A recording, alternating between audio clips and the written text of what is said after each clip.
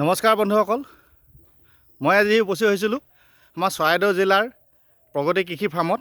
এই ফাৰ্মখনত অসমৰ সকলো আপুনি খাদ্য সামগ্ৰীৰ বস্তু যিবিলাক আছে, ফল মূল সকলো উপলব্ধ পাব আপুনি। এই ফাৰ্মখনৰ যদি চাই আপুনি সৌন্দৰ্যটো ইমান ধুনীয়া, সম্ভৱ অসমত আৰু ক'ৰবাত এনেধৰণৰ ফাৰ্ম খুব কম সংখ্যকে পাব আপুনি।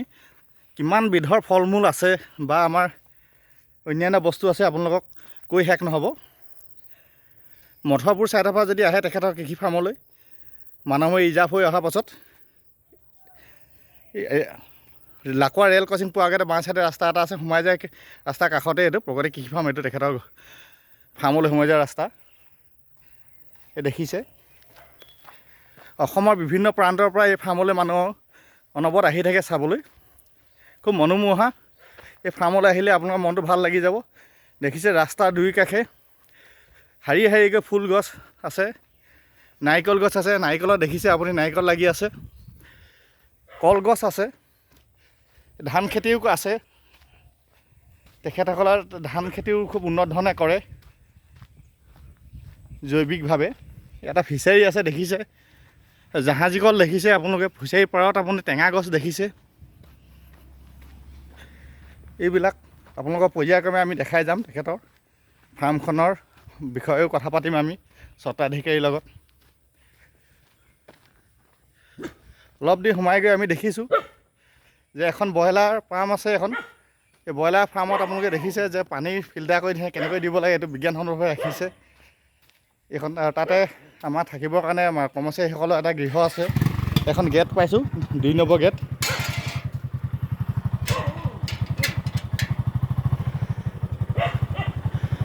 এইবোৰ দেখিছে আপোনালোকে। কমলা আছে, কমলা গছ, কমলা কিমান লাগি আছে আৰু যথেষ্ট সৰিছে। নাৰিকল দেখিছে, পদূলি আমি গৈছোঁ, যথেষ্ট দীঘলীয়া পদূলি। এইবিলাক দেখিছে আপোনালোকে। জাহাজী কল তলবিলাক চব কিমান চাফ চিকুণ পৰিষ্কাৰ পৰিচ্ছন্নতাকৈ ৰাখিছে। এই গুটি জালুক আছে তামোল গছৰ লগত, দেখিছে আপোনালোকে।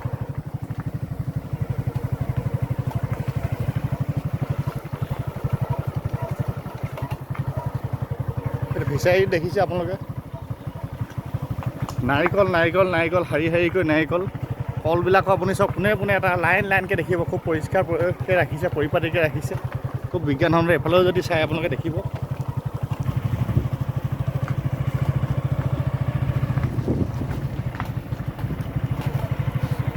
দূৰৰ পৰা যিসকল ব্যক্তি আহে, ৰাবাব টেঙা দেখিছে, ৰাবাব টেঙা কিমান লাগি আছে, সৰিছেও কিছু। নাৰিকল গছ দেখিছে। এইখন তেখেতৰ ব্ৰইলাৰ ফাৰ্ম দেখিছে, ছাগলী ফাৰ্ম দেখিছে, কি ধুনীয়াকৈ ৰাখিছে এইবিলাক।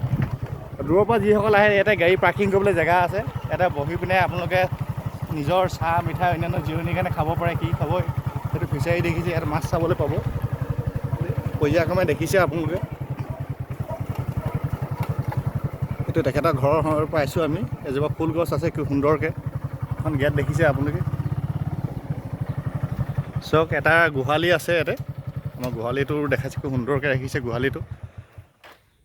আমি এতিয়া তেখেতৰ অলপ প্ৰাকৃতিকভাৱে তৈয়াৰী এই ফাৰ্মখন চাওক আপোনালোকে, কিমান এটা সুন্দৰ লাগে। সেউজ কৰি ৰাখিছে এই ফাৰ্মখন।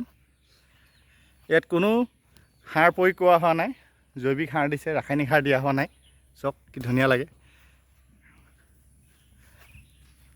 পৰিৱেশটো। চাওক আপোনালোকে কিমান সুন্দৰ এটা পৰিৱেশ।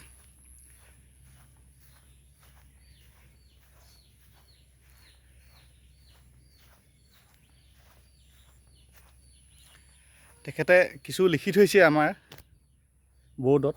দিনৰ বাবে সুখী হ'ব বিচাৰিলে মদ খাবা। এদিনৰ বাবে লিখিছে। 3 দিনৰ বাবে সুখী হ'ব বিচাৰিলে বিয়া কৰোৱা। 8 দিনৰ বাবে সুখী হ'ব বিচাৰিলে গাহৰি মাংস খাবা। চিৰজীৱন সুখী হ'ব বিচাৰিলে বাগিচা পাতা বুলি কৈছে। কি সুন্দৰ সুন্দৰ কথা লিখা আছে, মহৎ লোকৰ বাণী।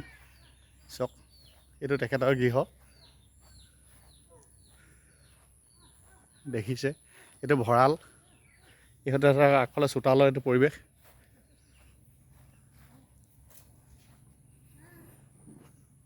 এইফালে তেখেতৰ গাহৰি গঁৰাল আছে। খুব এতিয়া গাহৰিটো বেমাৰ আজাৰ আহিছে, আমি দূৰতে আছোঁ। খুব হাইজেনিককৈ ধুনীয়াকৈ ৰাখে তেখেতে। দূৰৰ পৰাই দেখাইছোঁ। গাহৰি গঁৰালৰ ওচৰতে আমাৰ কমলা আছে। তেখেতৰ জেগাবিলাক খুব সুন্দৰকৈ ব্যৱহাৰ কৰে, এনেই খালী নাৰাখে। দেখিছে।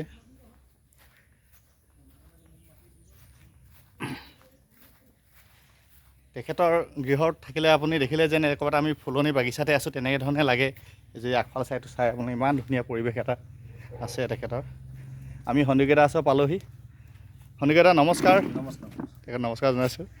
সন্দিকৈটা আপোনাৰ ফাৰ্মলৈ আহিলোঁ। আপোনাৰ ফাৰ্মৰ সংক্ৰান্তত আপোনাৰ আৰম্ভণি কৰাৰ পৰা আপোনাৰ বৰ্তমানলৈকে অলপ বুজাই দিয়কচোন। কাৰণ আপুনি এজন আমাৰ অসমৰ সকলো মানুহৰ আদৰ্শৱান এজন কৃষক। আপুনি কৃষকে নহয়, আমাৰ নিবনুৱা যুৱক যুৱতীসকললৈকে বা আমাৰ আদৰ্শৱান ব্যক্তিসকলৰ কাৰণে আপুনি আমাৰ সকলোৱে এজন এটা শক্তি। সেই সংক্ৰান্তত আপুনি আমাক অলপ যে আমাৰ যিসকল ল'ৰা ছোৱালী যুৱক যুৱতীসকলে প্ৰায় কিছুমানে আজিকালি চাকৰি বাকৰি যথেষ্ট পাবলৈ দিগদাৰ হৈছে, যে আমি এখন ফাৰ্মেও কেনেকৈ স্বাৱলম্বী হ'ব পাৰিম তাৰ এটা উদাহৰণ আপোনাৰ ইয়ালৈ আহিলে বহু দূৰৰ পৰা ছাত্ৰ ছাত্ৰীসকলে ল'ৰা ছোৱালীবিলাক আহে। এই সংক্ৰান্তত আমি সন্দিকৈটাৰ পৰা জানিব বিচাৰিছোঁ। সন্দিকৈটা আপোনাৰ জীৱনী আৰম্ভণি সংক্ৰান্ত প্ৰথমৰ পৰা কওক। আমি শুনিছিলোঁ আপুনি প্ৰথমতে এই এজোপা কলৰ পৰা আৰম্ভ কৰিছিলে, জাহাজী কল। হয়, মই প্ৰথম এজোপা কলৰ পৰা আৰম্ভ কৰা। হয়। আৰু মই সেই সময়ত মানে দুবেলা দুমুঠি খাবলৈ নাছিলোঁ। হয়। সেই কাৰণত মই দিন হাজিৰা কৰিছিলোঁ। হয়। 6 দিন মই হাজিৰা কৰিছিলোঁ। হয়। 6 দিন হাজিৰা কৰি মই তাৰ বিনিময়ত মই 36 টকা পাইছিলোঁ। হয়। আৰু সেই সময়তেই মোৰ ঘৰত এজোপা কল আছিলে। হয়। আৰু সেই কল থোকা বিকি মই 24 টকা পাইছিলোঁ। আৰু সেই 24 টকা কল বিকিয়েই মই খেতিলৈ যাব লগা হ'ল। যে মই 4টা হাজিৰা, মানে সেই সময়ত 6 টকা আছিলেতো, 4টা হাজিৰা এজন মানুহে পোৱাৰ কাৰণে মই চিন্তা কৰিলোঁ যে মই হাজিৰা কৰাতকৈ বা অইন চাকৰি বাকৰি নিবিচাৰি যদি মই খেতি কৰোঁ মই লাভান্বিত হ'ম বুলি মই তেতিয়াই থিৰাং কৰিলোঁ। আৰু তাৰপিছৰ পৰাই মই ক্ৰমাগতভাৱে মই খেতিৰ লগত জড়িত হ'লোঁ। মাজতে মই অলপ দিনৰ কাৰণে বাৰু কণ্ট্ৰেক্টতো গৈছিলোঁ। মোৰ সৌভাগ্য নহ'ল, মই সেই কামত মই লাভান্বিত নহ'লোঁ। নোহোৱাৰ পিছত মই আকৌ পুনৰ পদ্ধতিগতত মই বিজ্ঞানসন্মতভাৱে মই খেতিত কৰিবলৈ ল'লোঁ। আৰু খেতি কৰি আজি মই আপোনালোকে যিখিনি দেখিছে এইখিনি মই বজাই পাইছোঁ। আপুনি আৰম্ভ কৰা কোন চনত আৰম্ভ কৰিছিলে? মোৰ প্ৰথম মই যেতিয়া হেৰি হৈছিলে মই 79তে মই কৰিছিলোঁ। হয়, আপুনি 1979 চনৰ পৰা আৰম্ভ কৰিছিলে পৰ্যায়ক্ৰমে। কিন্তু তেখেতে দেখিছে বন্ধুসকল যে প্ৰথমতে হাজিৰা কৰিবলৈ গৈছিল, এসপ্তাহৰ পইচা যিটো পালে সেই পইচা পোৱাৰ পিছত তেখেতে এজোপা জাহাজী কল আছিলে, জাহাজী কল বিকোতে প্ৰায় সমসাময়িক পইচা পালোঁ বুলি কৈছে। তেতিয়া তেখেতে অনুমান কৰিলে যে আমি হাজিৰা কৰাতকৈ কিন্তু আমি বাৰীতে কিবা ৰুলে তাৰ কম কষ্ট পোৱা যায়, নহয় জানো? হয়। সেইটো আপোনাৰ মনত ধৰিলে। আমাৰ সাধাৰণতে মানুহবিলাকে আমি বাৰী প্লাক এনেই খালী ৰাখোঁ। আজি তেখেতৰ আপোনাৰ বাৰীলৈ আহিলে দেখিব প্ৰায় 40 বিঘাৰ ওপৰত নাই জানো আপোনাৰ সন্দিকৈটা বাৰীখনত? আৰু নাই কি আচলতে আপোনাৰ সেইটোৱে সুধিব লাগিব এখন আমাৰ প্ৰগতি কৃষি ফাৰ্মত আছে কিটো আচলতে ক'লে ভুলেই হ'ব আমাৰ। তেখেতৰ বাৰীত আমি কৈ শেষ কৰিব নোৱাৰিম, তথাপিতো সন্দিকৈটা কৈ দিয়কচোন। আপুনি কলৰটো সকলো জাতে পোৱা যায় আপোনাৰ ওচৰত? প্ৰায় কল প্ৰতিটো জাতৰে মুগী আছে। তাৰ উপৰি মীন পালন, গাহৰি পালন, হাঁহ কুকুৰা, ছাগলী, পাৰ, গৰু ৰাবাব টেঙা আছে আপোনাৰ, দেখিলোঁ কমলা আছে, ফল মূল আপোনাৰ কুঁহিয়াৰ, নাৰিকল, তামোল, গুটি জালুক বিকিও আপুনি বহুত টকা পায়। মাছ আছে, মাছৰ আপোনাৰ ফিচাৰীবিলাক যদি চাই আপুনি দেখামগৈ এতিয়া ইটোৰ লগত সিটো কানেকশ্যন ইমান বৈজ্ঞানিকভাৱে মানে আপুনি খন্দুৱাইছে ভাবিব নোৱাৰি। চবতকৈ ইণ্টাৰেষ্টিং কথা হ'ল কি সন্দিকৈটা যিটো ঘৰ দুৱাৰ সকলো বাৰীখন বনাইছে এইবিলাক সন্দিকৈটা নিজ হাতেৰে তৈয়াৰ কৰা, কোনো মিস্ত্ৰী লগোৱা নাই। আৰু তেখেতে কাহানিও মিস্ত্ৰী কৰোৱা নাছিলে। সেই সংক্ৰান্তত সন্দিকৈটা আপুনি নিজেই সকলো ইমান ধুনীয়াকৈ আপুনি বনাইছে এজন ইঞ্জিনিয়াৰ দৰে। আপুনি এজন কৃষকৰ লগতে আপোনাৰ বহু কলা অধিকাৰী। এই সংক্ৰান্তত কওকচোন, আপুনি কেনেকৈ ভাবিলে যে নহয় মই নিজেই বনাম ঘৰ দুৱাৰ অন্যান্য মানে মিস্ত্ৰী নলগোৱাকৈ? নহয়, আমি পশু পক্ষীৰ বহুতখিনি আমি জ্ঞান ল'ব পাৰোঁ। আপোনালোকে দেখিছেই টুকুৰা চৰাইটো ইমান ইঞ্জিনিয়াৰ চৰাই বুলি কোৱা হয়। তেওঁক ইমান ধুনীয়াকৈ তামোল গছত বাঁহটো বনায়। তেওঁলোকৰ পোৱালি বেলেগকৈ থাকিব, কণীৰ পৰা মতা থকা মাইকী ঘৰটো কিমান ধুনীয়াকৈ তেওঁলোকে অকল ঠোঁটটোৰ সহায়তে বনায়, নহয় জানো? হয়। গতিকে আমাৰ ইমান গাড়ী মটৰ কিমান সঁজুলি আছে, আমি নিজৰ ঘৰটো কিয় বনাব নোৱাৰোঁ? মই সেই চিন্তা চৰাই নিজৰ মই নিজৰ ঘৰটো নিজেই বনাইছোঁ। বাকী ঘৰ ইয়াত যিমানখিনি দেখিছে সকলোখিনি মই নিজে কৰোঁ। লাইনৰ কাম নিজে কৰোঁ, ৱেল্ডিঙৰ কাম নিজে কৰোঁ। বৰ্তমান কিন্তু মই ৱেল্ডিঙৰ কামটো কমকৈ কৰোঁ এতিয়া, এই চকু কিছুমান প্ৰব্লেমৰ কাৰণে। বাকী সকলো কাম এতিয়াও মই কৰিয়ে আছোঁ। আপোনাৰ প্ৰত্যেকটো কামতে আমি শলাগ ল'বলগীয়া আৰু চিন্তা কৰিবলগীয়া কথা। তাতকৈ আপুনি এটা ইণ্টাৰেষ্টিং কথা এটা আছে, আমাৰ সকলো ৰাইজক দেখাম। এটা দেখি ভাল লাগিলে, তেখেতে ভঁৰালটো বনাইছে। আমাৰ ভঁৰাল সাধাৰণতে চবেই বনায়, পকা থাকে, কিন্তু পকা থাকিলেও আমাৰ নিগনি যাব পাৰে। চাওক, তেখেতে যিটো ভঁৰাল বনালে, এই ভঁৰালটো কিন্তু নিগনি উঠিব নোৱাৰে। এই চাওক, ষ্টেপবিলাক ইমান ধুনীয়াকৈ বনাইছে বিজ্ঞানসন্মতভাৱে। মানে আমাৰ ইঞ্জিনিয়াৰ আজিলৈকে মই ক'তো দেখা নাই তেনেকৈ, যে আমি আমাৰবিলাকত দেই, গাঁৱবিলাকত যিবিলাকে বনাইছোঁ, কাৰোবাৰ ড্ৰয়িং কৰি বনাইছে যদি, মানে ষ্টেপবিলাকত আমাৰ নিগনি যাব নোৱাৰে। তেখেতৰ ইয়াত কেতিয়াও নিগনি যাব নোৱাৰে। আপোনালোকে চাবলৈ আহিলে দেখা পাব। গতিকে আপুনি এইটো কেনেকৈ ভাবিলে যে আমাৰ ষ্টেপকেইটাটো বনালেই নিজ হাতে, আকৌ আপুনি সকলো কৰিলে, এইটো টাইলছো লগোৱালে, কিন্তু যে নিগনিও যাব নোৱাৰিব, কেনেকৈ আপুনি ইমান ভালকৈ চিন্তা কৰিব পাৰিলে?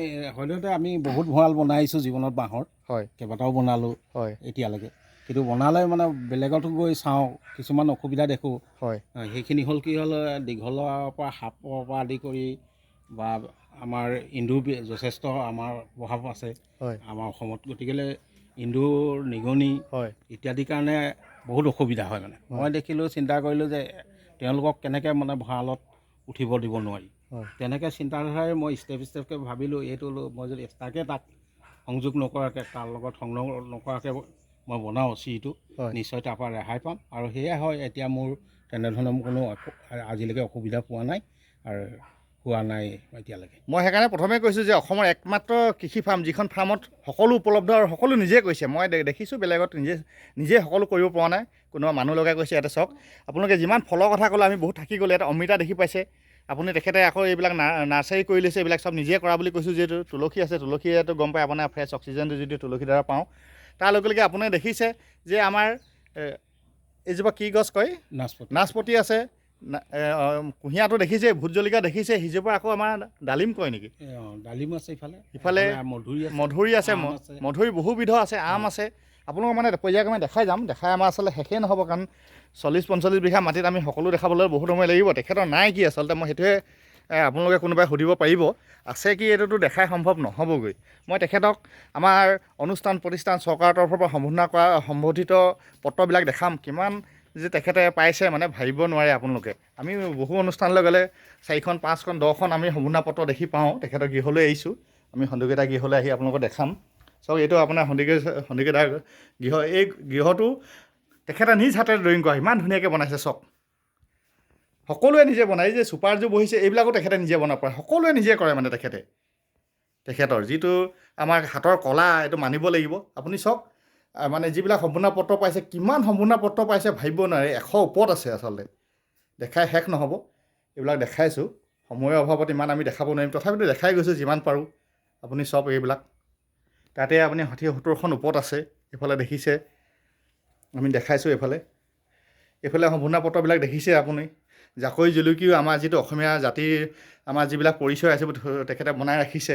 কোনোবাই আহিলে সৰু ল'ৰা ছোৱালীবিলাকে চাব পাৰিব, পৰ্যায়ক্ৰমে আজিকালি দেখি পাবলৈ নাইকিয়া হৈ গৈছে। এই সম্পূৰ্ণ পত্ৰবিলাক চাওক, তেখেতৰ মানে লাইন নিচিগা হৈ গৈছে, আৰু কিমান যে আছে ভাবিব নোৱাৰে আপোনালোকে। তেখেতৰ এনে এজন ব্যক্তি আচলতে আমি আহিবলৈ পাই যথেষ্ট গৌৰৱান্বিত। তাতে আমাৰ চৰাইদেউ জিলাত আছে, আমি খুব গৌৰৱ অনুভৱ কৰোঁ আমাৰ এই তিলেশ্বৰ দাক লৈ। আপোনালোকে যিসকলে চাব, তেখেতসকলে নিশ্চয় এবাৰ আহিবচোন আমাৰ চৰাইদেউ জিলালৈ আহিলে, আমাৰ এই তিলেশ্বৰ দাৰ ফাৰ্মলৈ এবাৰ আহিব। আহি পিনে আপোনালোকে এবাৰ চাই যাব, অলপ সময় সঁচাকৈ। আপোনালোকৰ যিমান মনত অশান্তি থাকে, কিবা যদি দুখ ভাগৰত আহে, আপোনালোকৰ সকলো নাইকিয়া হৈ যাব এই ফাৰ্মলৈ আহিলে।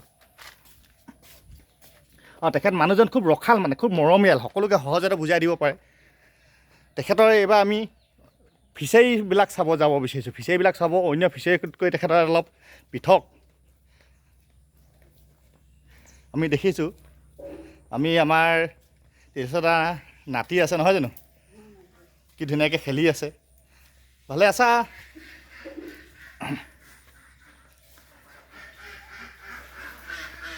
দেখিছে কুকুৰা, মানে হাঁহ তিলেশ্বৰ দা ইয়াত মানে কি ক'ম আৰু, নাই কি এইটোহে সুধিবলৈ আচলতে কোনোবা আহিলে সুধিব পাৰিব। এইবোৰ চব কি ধুনীয়াকৈ বনাইছে এইবিলাক। এইখন চোতালত জালো থৈছে, আপোনালোকে কোনোবা আহিলে বিচাৰিলে পাব এইবিলাক। তিলেশ্বৰ দা দানা, মাছ দিবলৈ আকৌ দানা ৰাখিছে। তেখেতে দানা দিয়া পদ্ধতি আমাৰ দৰে নহয়। আমি ফিচাৰীত সাধাৰণতে দানা দিলে গ'লোঁ আৰু পেলাই দিলোঁ। তেখেতৰ ফিচাৰী লৈ যোৱা চক পাৰ হৈ যাবলৈ কি ধুনীয়া এখন দলং বনাই থৈছে। তাত লিখা আছে দলঙৰ ভাৰসাম্য ক্ষমতা মানে 5জনহে, তাতকৈ ওপৰত একেবাৰে নাযাব। এই তেখেতে দানা দিলে মাছক, এতিয়া মাছ ওলাই আহিব চাব।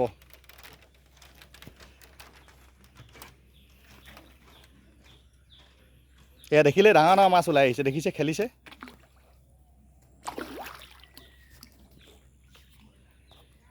চাওক 5 কিলো 6 কিলোলৈকে এটা ডাঙৰ মাছ আছে। তেখেতৰ চেনী পিঠৈ প্ৰায় 1.5 কিলোলৈকে মাছ আছে। আমি নিজে নি খাইছোঁ আগতে। চাওক আচলতে মাছেও তেখেতক চিনি পায়। আমি দিলে এতিয়া পটককৈ নাহিলেহেঁতেন ইমান, কিন্তু তেখেতক সকলোৱে মানে নিজৰ যিমানখিনি বস্তু আছে চাওক। আৰু তেখেতৰ ফিচাৰীটো 2 কাষে চাওক আপোনালোকে পকা কৰি থৈছে পাৰটো আচলতে খহি যাবৰ কাৰণে। দেখিছে আপোনালোকে এইবিলাক কি ধুনীয়াকৈ এছ আকাৰে ইউ আকাৰে ফিচাৰীবিলাক এনেকৈ কৰি গৈছে চাওক। ফিচাৰী পাৰত এইবিলাক ফুল গছ আছে, দেখিছে এইফালে নাৰিকল গছ আছে। এইফালে আমি এইপাৰে আহি চাওঁচোন তেখেতৰ বাৰীত এইবিলাক দেখিছে আপোনালোকে, চাচি দেখিছে, তামোল দেখিছে, কমলা দেখিছে, আম দেখিছে, মানে কিমান শাৰী শাৰী পোন পোনকৈ আছে চাওকচোন আপোনালোকে। এইবিলাক চাওক কমলা কেনেকৈ লাগি আছে, মানে কমলা এজোপা নহয় শ হিচাপে কমলা গছ ৰুইছে। আৰু প্ৰত্যেক গছৰ লগত প্ৰত্যেক এজোপা ওচৰা সামঞ্জস্য আছে আৰু কোনো কাৰো লগত অসুবিধা কৰা নাই। এইবিলাক চাচি চব লাইন লাইনকৈ ৰুইছে। অলপ আপুনি তিলেশ্বৰ দাক কৈ দিয়কচোন, চাচি বিষয়ে আমাৰ মানুহবিলাকে আচলতে য'তে ত'তে যেনে তেনে ৰুৱে। আপুনি ইমান ধুনীয়াকৈ এটা ৰুইছে, ইয়াৰ এটা কিবা ছিষ্টেম আছে নিশ্চয়, নহয় জানো? নহয়, এইটো বস্তুটো আমি যিকোনো কৰিব পাৰোঁ, নহয় জানো? গতিকে পদ্ধতিগত বা বিজ্ঞানসন্মত হ'লে ভাল হয়। এতিয়া লাইন লাইন হোৱাৰ কাৰণে দুটা কাৰণ হ'ল, আপোনাৰ সৌন্দৰ্যতা আহিলে, গছখিনিও ইজোপা দূৰত্বটো বজাই ৰাখিলে, আহাৰ পানীৰ কাৰণে সুবিধা হ'ল, বায়ু চলাচলত সুবিধা হয়। এইখিনিৰ কাৰণে ধৰি লওক এনেকুৱা ধৰণৰ কৰিলে ভাল হয় আৰু। এই পুখুৰীটো দেখিছে আপোনালোকে, সেইফালৰ পৰা আহিলে এটা সংযোগ হ'ল, দেখিছক আপুনি ফিচাৰীটো। পুখুৰী নহয়, মোৰ ভুল হৈছে, এটা ফিচাৰী হয়। এই ফিচাৰীটোৰ পৰা আকৌ ইটো ফিচাৰী এটা সংযোগ কৰি থৈছে। এইটো কেলৈ আপোনাৰ প্ৰত্যেক ফিচাৰীৰ লগত প্ৰত্যেকটো কানেকশ্যন আছে, অলপ কৈ দিয়কচোন আপুনি। নহয়, এইটো মানে ইটোৰ লগত এইটো সংযোগ থাকিলে সুবিধা কিছুমান থাকে। পানী এইটোতো কম হ'লে ইটোলৈ আহি, আৰু আমাৰ দেখিছে চলাৰ আছে, তাত আপুনি পানীটো দি দিয়া মাত্ৰক ইটো পুখুৰীৰ পৰা ইটো পুখুৰীলৈ যাব পাৰে, মাছো অহা যোৱা কৰি থাকিব পাৰে। হয়, সেইটো কাৰণে এইটো গেছো নহয় আৰু, নহয় জানো? এতিয়া আপুনি মানে গোটেইখিনি কাম চব বিজ্ঞানসন্মতভাৱে কৰিছে, নহয় জানো? ইয়াত আপুনি চাওক, আপোনালোকে এইবিলাক আকৌ যেতিয়া বাৰিষা আহে মাছবিলাক চৰিবলৈ এনেকৈ ওলাই আহিব পাৰে, নহয় জানো? তেখেতে এইবিলাক সুৰংগ ৰাখিছে ফিচাৰীলৈ, ইটো ফিচাৰীৰ পৰা সিটো ফিচাৰী ওলাই গ'লেও ঘূৰি গৈ আকৌ ফিচাৰীতে ৰখিবগৈ। আচলতে তেখেতে কিমান সুন্দৰকৈ ৰাখিছে এখন ইমান ডাঙৰ। আৰু ইয়াতে ইণ্টাৰেষ্টিং কথা এটা আছে যে মানমাৰী ৰিজাৰ্ভৰ কাষতেই এখন আমাৰ প্ৰগতি কৃষি ফাৰ্ম।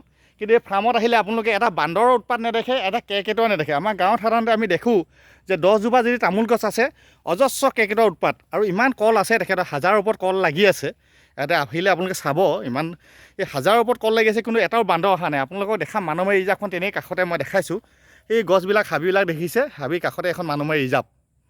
এইটো ইটো পাৰে এই মানমাৰী ৰিজাৰ্ভখন লাগি আছে, তাৰ কাষতে থকাৰ পাছতো ইয়াত বান্দৰ বা কেৰ্কেটুৱা বা অন্যান্য কোনো জীৱ জন্তুৰ অসুবিধা লগা নাই। আপুনি সন্দিকৈ কওকচোন, এই বান্দৰ কেৰ্কেটুৱা বা অন্যান্য জীৱ জন্তুৰ আপোনাৰ অসুবিধা নোহোৱাৰ কাৰণবিলাক? তেওঁলোকৰ লগত সমন্বয় আমি বজাই ৰাখি পিনে কৃষি কৰ্ম কৰি আছোঁ। অকল নিজৰ কাৰণে চিন্তা কৰিলেই নহ'ব। আমাৰ জীৱ জন্তু পৃথিৱীত বহুত আছে, তেওঁলোকৰ কাৰণেও আমি খাদ্য দিব লাগিব, বা তেওঁলোকৰ কাৰণেও আমি কৰিব লাগিব। আমি ধান খেতি কৰোঁ হওক, অইন কিবা কিবি কৰোঁ, তেওঁলোককো আমি খাবৰ কাৰণে কিছু কৰিব লাগে। তেনেধৰণে মই ফল মূলো এতিয়া ডিচেম্বৰ মাহ আহিব, ডিচেম্বৰ জানুৱাৰী মাহ 2 মাহটো মই তেওঁলোকক বাৰীৰ পৰা নেখেদোঁ। এখন পাৰে তেওঁলোকে খাব পাৰে। এখন দেখিছে ৰিজাৰ্ভখন ইটো পাই লাগি আছে। আপুনি কৈছে যে আপুনি মানে কৈছে যে তিলেশ্বৰ দাই প্ৰকৃতিৰ লগত সকলোৱে সম্পৰ্ক আছে, আৰু তেখেতে এইটো সম্পৰ্কটো ধৰি ৰাখিছে। সেইটো কাৰণে নহয় জানো? আপুনি তেখেতসকলক সন্মান কৰে আৰু তেখেতসকলেও সন্মান কৰে, খুব বুজাবুজি আচলতে। আপুনি আহিলে দেখিব ইয়াত এটা কেৰ্কেটুৱা নাই আচলতে, ইমান ডাঙৰ এখন কৃষি ফাৰ্মত। কেৰ্কেটুৱা নথকাৰ কাৰণটো কোনো আপুনি দৰৱ পাতি বা কোনো তেখেতে ধেনু ব্যৱহাৰ কিবা একো কৰা নাই বান্দৰ। এইটো খুব ভাল লাগিছে। সাধাৰণতে আমাৰ কেৰ্কেটুৱা তামোল খাবলৈ আহিলে আমাৰ মানুহবিলাকে কেৰ্কেটুৱাৰ কাৰণে ধেনু ব্যৱহাৰ কৰে বা অন্যান্য কৰে। তেখেতসকলেও পেটৰ তাৰণাতহে আহে, নহয় জানো, খাদ্যৰ কাৰণে। ইয়াতে ইমান কমলা লাগিছে বা সৰিছেও, কিন্তু কেতিয়াও কোনো চৰাই চিৰিকটিয়ে অনিষ্ট কৰা তেনেকৈ দেখা হোৱা নাই। সেয়ে আপোনাৰ বৰ ভাল লাগিলে এই ফাৰ্মখনৰ। আচলতে আমাৰ সকলোৱে আদৰ্শৱান এজন কৃষক। তেখেতে আদৰ্শৱানেই নহয়, আমাৰ সকলোৰে কাৰণে এটা অসমীয়া জাতিৰ কাৰণে এটা গৌৰৱ। এইটো কাৰণেই যে তেখেতৰ নিচিনা ব্যক্তিৰ পৰা আমি বহু শিকিবলগীয়া আছে, বহু জানিবলগীয়া আছে। আৰু এই ফাৰ্মখনৰ উন্নতি আমি সকলোৱে কামনা কৰিছোঁ। এইকাৰণে এইখন অসমৰ ভিতৰতে আমাৰ হিচাপত সৰ্বপ্ৰথম হ'ব। এইকাৰণেই হ'ব যে ইয়াত নাই কি ৰঙা চন্দন আছে, আপুনি বগা চন্দন আছে, চন্দনো আছে, নহয় জানো? আপোনাৰ ইয়াত আৰু চন্দন গছ লগোৱা কথাৰো আপোনালোকে নিশ্চয় অলপ এদিন কৈছিলে। চন্দন কেনেকৈ ৰুব লাগে, আমাৰ বহুতে ৰুৱে, চন্দন ৰুলে কিন্তু ইমান মানে হেৰি নহয়, নাবাচে। গতিকে অলপ কওকচোন চন্দন গছৰ ৰোৱা সংক্ৰান্তত। চন্দন গছ মানে পানীৰ জেগাত ৰুব নালাগে, পানী সদ্যহতে নথকা হ'ব লাগে। হয়, অলপ ওখ ঠাই হ'ব লাগে। হয়, তেতিয়া চন্দন গছটো ভাল হয়। হয়, পানী যদি বুৰি থাকে চন্দন গছটো সেই মৰা বেছি হেৰি থাকে, চান্স থাকে। হয়, আপোনাৰ আমি গম পালোঁ যে আপোনাৰ প্ৰথমে আৰম্ভ কৰা জাহাজী কল থকা আজিলৈকে আছে। আৰু জাহাজী কলৰ সেই আমাক অথনি চাহ খাব দিছিলে, এতিয়া আপোনালোকৰ জাহাজী কল দেখাম। আপোনাৰ সেই সঁচটো আজিলৈকে ৰাখিছে, আচৰিত কথা। তেখেতে আজি 45 বছৰ আগৰ জাহাজী কলৰ সঁচ এতিয়াও ৰাখিছে। আৰু জাহাজী কল ৰোৱা পদ্ধতি অলপ কৈ দিয়ক। আমাৰ মানুহবিলাকে জাহাজী কল ৰুলে সাধাৰণতে 2-3 দিনৰ পাছতে মৰি যায় আৰু নোৱাৰে। আপুনি সন্ধিয়া অলপ কওকচোন। জাহাজী কল এনেই সকলোৱে খেতি কৰেই আৰু ধৰি লওক জানেই, তথাপিও মানে জাহাজী কলটো গছ দূৰত্ব প্ৰায় 10 ফুটমান আঁতৰত হ'ব লাগে। হয়, আৰু তাৰপৰা গাঁতবিলাক সদায় 3 ফুট আৰু 2 ফুট কমেও বহল হ'ব লাগে। হয়, আৰু তাত যিমান পাৰে ধৰি লওক সাৰ প্ৰয়োগ কৰিব লাগে। মই ৰাসায়নিক সাৰ কাৰণে যিকোনো পচন সাৰ বা হয়, গোবৰ, শুকান গোবৰ হয়, ইত্যাদি যদি প্ৰয়োগ কৰি পিনে ৰোপণ কৰা হয়, হয়, 3-4 বছৰলৈকে ধুনীয়াকৈ সেই এজোপা গছৰ পৰাই মানে আমি পাওঁ হয়, ফল। আৰু সেই জাবৰ জোঁথৰবিলাক সদায় চাফ চিকুণ কৰি ৰাখিব লাগে। হয়, তেতিয়া মানে বেছি ভাল হৈ থাকে গছবিলাক। আৰু হয়, যদি আমি পুলি বেছিকৈ ৰাখোঁ, হয়, ইয়াৰ পৰা প্ৰডাকশ্যনটো কমি যায়। গতিকে যিমান পাৰে পুলিবিলাক আনক হয়তো বিক্ৰী কৰি দিব পাৰে, নহ'লেও বেলেগ জেগাত ৰোপণ কৰিব লাগে। হয়, দুটাৰ ওপৰত পুলি ৰাখিবই নালাগে এজোপা কলগছত। হয়, কি সুন্দৰ কথা তেখেতে কৈছে। আমি গছত সেই পুলি হ'ব দিওঁ, সেইকাৰণে আমাৰ এটা সময়ত গছজোপা বেয়া হৈ যায়, নহয় জানো? হয়। আৰু বেমাৰ আজাৰ লগা সংক্ৰান্তত তেখেতে কৈছে। আৰু কোনোবাই জানিবলৈ থাকিলে তেখেতৰ লগত আমি যোগাযোগ কৰিবলৈ থাকিলে মই তেখেতৰ ফোন নম্বৰটো দিবলৈ কৈছোঁ। সন্ধিয়া আপোনাৰ ফোন নম্বৰটো কৈ দিয়ক। কোনোবাই আহিবলৈ হ'লে আপোনাৰ যোগাযোগ কৰি ল'ব লাগিব, কাৰণ বৰ ব্যস্ত মানুহ, সময় তেখেতে দিব নোৱাৰে। 700-208644। আকৌ এবাৰ কৈ দিয়ক সন্ধিয়া। 700-208644। আপুনি পাৰিলে আমাক জাহাজী কলটো দেখাওক। আমি এটা ইতিহাস হৈ যাব। এইটো যিহেতু 45 বছৰ দিন ধৰি জাহাজী কলটো আছে। এটা বৌ জাহাজী কলটো আনি দেখাই দিয়কচোন। আমি জাহাজী কল এটা আনক, আপুনি এইটো আমি খাবলৈ পাইছোঁ। এইটো আচলতে 45 বছৰ দিন হ'ল। এইটো একেজোপা একেটা সঁচ আছেই, কল আচৰিত আচৰিত কথা। আপোনালোকে আহিলে কেতিয়াবা সৌভাগ্য হ'লে আপোনালোকে প্ৰায় পাবই। এইটো আমাৰ সন্দিকৈদাৰ ইয়াত আছে। প্ৰথম আৰম্ভণি কৰা আজিলৈকে কল ক'তো সম্ভৱ এনেকৈ নাথাকে একেটা বস্তু, দেখিছে। আহিব, অসমৰ বিভিন্ন প্ৰান্তৰ পৰা অনবৰত আহি থাকে। ইয়াতে শ্বুটিঙো কৰে, সকলো পৰ্যায় আহে। এখন ফাৰ্ম আনৰ ফাৰ্মলৈকে এটা গতানুগতিক। আমি ল'ৰাৰ পৰা বৃদ্ধ বনিয়া সকলো বৃদ্ধলৈকে আহিব পাৰোঁ। এই ফাৰ্মখনৰ পৰা আহিলে কিবা কিবি নিশ্চয় বহু কথা আপোনালোকে গম পাব। আৰু তেখেতৰ পৰা আমি বহু কথা জানিব পাৰিম। আৰু তেখেত খুব হাঁহিমতীয়া মানুহ, খুব ভাল মানুহ। তেখেতে খুব ধুনীয়াকৈ বুজাই দিয়ে। আমি তেখেতৰ দীৰ্ঘায়ু কামনা কৰিছোঁ, যাতে প্ৰগতি কৃষি ফাৰ্মখন অসমৰ ভিতৰতে নহয়, এদিন ভাৰতৰ ভিতৰতে নাম জ্বলা হ'ব। আৰু এই ফাৰ্মখনৰ বিষয়ত আপোনালোকক ক'ব বিচাৰিছোঁ যে ইয়াৰ ওপৰত ৰিচাৰ্চো কৰি আছে। এই ফাৰ্মখনৰ এটা বৈশিষ্ট্য হ'ল ইয়াত কোনো ৰাসায়নিক সাৰ প্ৰয়োগ কৰা নাই ক'তোৱে। আপোনালোকে আহিলে দেখিব, চব জৈৱিকভাৱে তেখেতে সাৰবিলাক যিবিলাক গছৰ পাত অন্যান্য সৰে, এইবিলাক চব নি গোটাই তেখেতে জৈৱিক সাৰ প্ৰস্তুত কৰে। সকলো বস্তুৱে তেখেতে সৎ কামত লগাইছে। আচলতে একো বস্তু এনেই পেলনি হোৱা নাই তাৰমানে। আৰু জীৱ জন্তুৰ পৰা আদি কৰি মানুহলৈকে সকলো এই ক্ষেত্ৰত আমি আচলতে ধন্যবাদ জ্ঞাপন কৰিবই লাগিব। আমাৰ চাওক, এই কলকেইটা আমাৰ সন্দিকৈদা ইয়াতে দেখাইছে। এইটো এই জাতটো এতিয়াও আছেগৈ। আমাৰ ৰাজাদাই খাইছিলে, ৰাজাদা এটা আকৌ খাই চাওক আপুনি। এইটো আমাৰ সন্দিকৈদাৰ আজি 45 বছৰ আগৰ আৰম্ভ কৰা কল। আমাৰ সকলোৱে আশীৰ্বাদ কৰিব, সন্দিকৈদা যাতে সদায় আমাৰ মাজত এনেকৈ সুস্থ হৈ থাকে, আমাৰ আদৰ্শ হৈ থাকে। সদায় ভগৱানেও আশীৰ্বাদ কৰক, আমাৰ ৰাইজেও আশীৰ্বাদ কৰক। এই আমাৰ কৃষি ফাৰ্মখন বিশ্বৰ দৰবাৰত এদিন প্ৰতিষ্ঠা হ'ব লাগিব। জয় অসম। ধন্যবাদ।